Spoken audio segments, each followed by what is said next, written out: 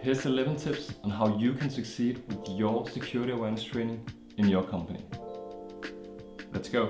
We all know it can be quite time consuming to create security awareness training. To save you some time on your training, we've created a bunch of tips that we've learned throughout the years where we have become kind of experts in this area. 1. Start by getting your team and your employees on board. Before you do anything, before you start creating any courses or anything, just go out in your company and say that this is a project that you'll be working on. Because in that way, people know it's something that's coming, and they can also come to you and give some input on what ideas they have. Because if they are heard in the beginning and say, oh, this is something we need to do, then they are more likely to also commit to the project when it actually starts. Plus, maybe you get some good input and some good ideas on the way. 2. Get endorsement from management as well. So one thing is getting all the employees on board, but you really also need your management to get on board. Because if they don't want to prioritize it, then why should the rest of the company do it? 3. Make the security awareness training in a way where it can be used both personally and organizationally. And this is something that we see a lot of people not thinking so much about. But if you need your employees to take a lot of courses or go through a lot of training, it can be kind of hard to keep the motivation up. Because yeah, of course they know it's important to keep the company secure, but it can also be a daunting task. But if they can also see that there's a personal gain from this, that they can see how to secure their home Wi-Fi or how they can protect their teenagers from doing crazy stuff on the internet or something like that, then you are way more likely to get people to complete the training. 4. Keep it simple.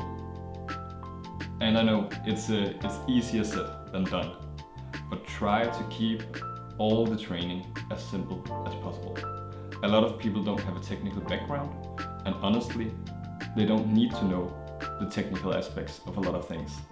Don't go into the technical details. They don't need to know. 5. Give it in small pieces. People don't have time to just go through 3 hours of training in one day. They have things to do. They have other priorities in their job. So make sure that it doesn't take long for them to complete this training when they need to. Just make it small pieces, bite-sized. It's as simple as that. 6. Only do relevant content. And I think this goes hand in hand with tip 4 and 5, but it's really important that the content you produce, the training you produce, is relevant for your team. Maybe you need to teach your team about ransomware because it is something that could happen and it's a danger, it's a risk. But make sure people only get to know what they need to know. So how to avoid it, and maybe also why it's dangerous, what is it that happens, so they have some motivation as well for not clicking those links. But don't go into the whole, what does it mean to encrypt things, how do the encryption happens. Only the relevant stuff. 7. Make it interactive. If you ask your employees to just read through a paper every single time, it might work with the first 3 or 4 topics, but people will get kind of bored and it will be harder and harder to get them to take the training. So one way of avoiding that is to make it interactive. It can be done in many ways. Some of the ways could be to do small quizzes. You can even go and create phishing simulations for the whole company, so people get this experience. That's a phishing, man. Do whatever good ideas you have, but try to do something that gets the people going. 8. Convenience is key. Yeah, so convenience is key. Like everything else in this world, we want to make life as easy as possible, and it goes for the same with the training. But how can you do it? We already gone through make it short, small pieces of content. That's one thing.